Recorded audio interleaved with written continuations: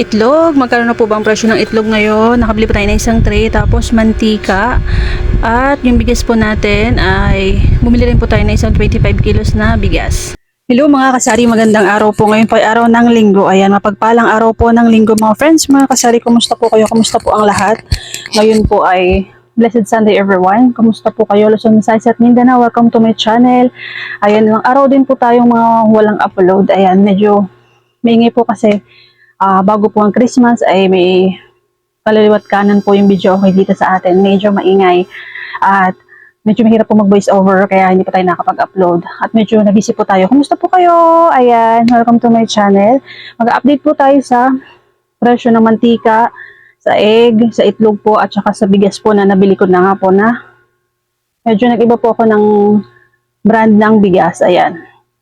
Pero bago po yan, kung bago po kayo dito sa ating channel, ay baka magustuhan nyo po ang ating video ay please do subscribe mga friends, mga kasari. Ayan, maraming salamat po sa lahat ng nanonood natin mga videos. Time check po tayo ay lunch time na nga po mga kasari. Magto 12 PM na po. Magto 12 noon PM. Ayan, matatanghali nga po 12 noon. Ayan. Kamusta po kayo mga friends, mga kasari? Pakita ko po sa inyo, init nga po sa labas.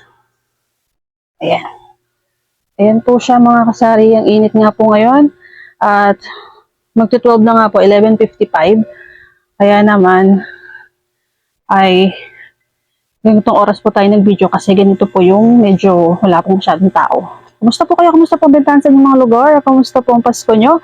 Ayan, Merry Christmas pa rin po kahit medyo lampas na po ang Pasko. Ayan, Merry Christmas po sa inyong lahat, sa ating lahat. Kumusta po kayo? Sana po okay kayo sa alright. Ayan, na-miss po nga po mag-video mga friends, mga kasari. Na-miss ko po kayo. Ayan. So, ayan. Please keep on watching mga kasari para naman supportin niyo po sa ating channel. So, start na po tayo mga kasari tungkol po sa ating mantika. Sa mantika po natin, ang meron po tayo ay yung bote ng maliit na 350 ml. At ito nga po siya, nandito po siya sa baba. At pakita ko po sa inyo. Ang ating mantika po, ang wandasan niya ay, ano po siya, 340. So, ayan po siya, nakatali pa nga po siya. Binili ko po siya kanina. So, ang ating mantika. Yung mantika po natin ay, sa mantika naman po, wala pong pag-increase sa mantika. Ang medyo nag-increase po sa ibang mga bilihin ay, sa mantika po wala, sa egg ganun pa rin po yung presyo niya. Ang mantika po natin ay 340 ang 1 dozen po na mantika. At ganito nga po siya. Wait lang po. Ganyan po kasi ako ng sample, hindi ko lang nakuha. So, ayan mga kasari. Medyo madilim pero maliwanag naman. Sige, mag-ilaw po tayo kasi mainit po kasi. Ayan, may clip-pan po tayo pero mainit pa rin po mga kasari. Kahit na may clip-pan. Ito nga po yung ating mantika. Puno po siya. Sa mantika po, wala naman pong pag-increase. Pero ito lang po yung mantika na meron tayo dito sa sari-sari store. Kasi yun po, mantika po na linaw ay medyo mataas pong puhunan niya.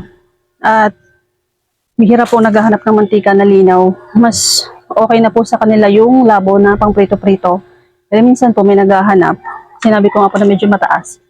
At kaya hindi po ako nagtitinda ng mantika na linaw. Pero meron po ako yung mga naka-pouch na ibang klase pong mantika na malinaw. Siguro po by next year or next week, by January, try ko po na mamili po ng linaw para kahit paano ay meron po tayong maibigay sa ating customer. Ayan. Kasi minsan po may naghahanap. Kaya naman. Pero wala po tayong maibigay. Sabi ko nga po na mataas ang presyo ng mantika. So, yun po yung mantika natin. Bumili po tayo ng 1 dozen. Tapos, ang egg po natin ay large po siya. Ang isang dosena po niya ay 260. Ang retail po niya sa grocery, sa binibilhan po natin ay 9 pesos. Binibenta ko po siya ng, ito, wait lang po. Ito po, ang ating egg ay malaki na po ito. Ayan. 10 pesos po natin siya binibenta. Ang retail po nito sa grocery ay 10 pesos. Yung isa po 950, 270 po ang 1 dozen. XL. Pwede po siya 11 pero pag naubos po kasi yung large, yun din po yung binibili ko. Yung 270 na 1 dozen. Pero 10 pesos ko pa rin po siya binibenta. Okay na po sa akin ang piso sa akin. Piso na tubo. At pumunta nga po tayo kanina sa grocery at naubos na nga po yung XL nila. Pero madalas po talaga XL po yung binibili ko. Ang retail po nila ay 950. At ang 1 dozen or isang tray po ng egg na XL ay 270. So ayan po. Tapos sa bigas naman po na meron tayo ay yung bigas ko nga po dati na binibenta dito sa ating tindahan at yung ating pong ginagamit dito sa bahay ay isa lang naman po. Yun po yung Sweet Jasmine na dinurado na ang dati po nag-umpisa lang siya sa 1.3, 1.350, nag 1.4, 1.450. Ngayon po kanina nagtanong nga po ako, increase po ulit siya, nasa 1,480 ang 25 kilos na Sweet Jasmine. Kaya naman naghanap po ako ng medyo mura ng kaunti kasi may naghahanap po ng mga customer ng medyo murang bigas. Bumili po ako ng 1,350 na 25 kilos. Ano rin po siya? Sweet Japonica rice. So yun nga po yung nasa intro ng ating video kanina. Ito po siya mga friends, mga kasari. Ayan. Ito po yung ating bigas. Sweet Japonica rice. Vietnam din po siya mga kasari. Vietnam na bigas, yung nakalagay po dyan, manufacturing. Tapos, nilibenta ko po siya ng 60 pesos po. 60 pesos po natin siya binibenta yung ating bagong bigas.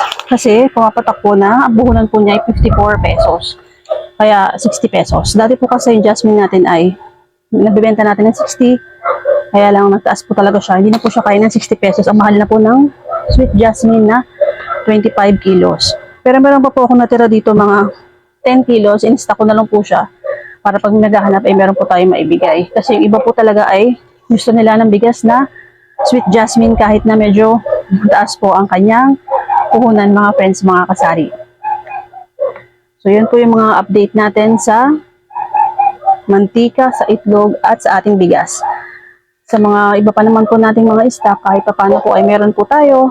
Thank you Lord for the blessings. Ayan, happy po tayo. Ayan. Meron pa po tayong mga tuyo. Ayan, thank you so much po sa lahat ng nanonood natin mga videos. Nag-update po tayo. Ayan. Ayan, mga chichirya pa po natin. Happy nga po tayo. Mga laruan po natin, nabawasan po siya mga friends, mga kasari. Kahit na Christmas pa lang po ay nabawasan po yung ating torotot. Ayan, nabawasan po yung ating torotot. Yung mga bata po nung Christmas ay nag-iingay. So, natira po natin na torotot ay ano na lang.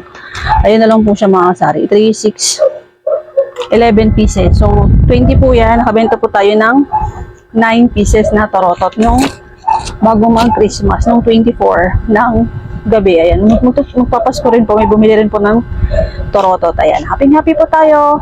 Ayan. Maraming salamat po sa nanonood. Sa lahat na nanonood natin mga videos. Kung gusto nyo nga po yung ating videos ay palambing naman po mga friends, mga kasari. Please do subscribe. Maraming salamat po. Salamat po sa panonood. Ingat po palagi ang lahat. And see you to the next one. Laging tandaan na sipag at syaga po talaga para lumago po ang ating sari-sari store. At lagi po natin i-check ating mga resibo dahil marami po mga panindang nagsipag-increase na nga po. Ayan. Happy selling po. Blessed Sunday everyone. And see you to the next one.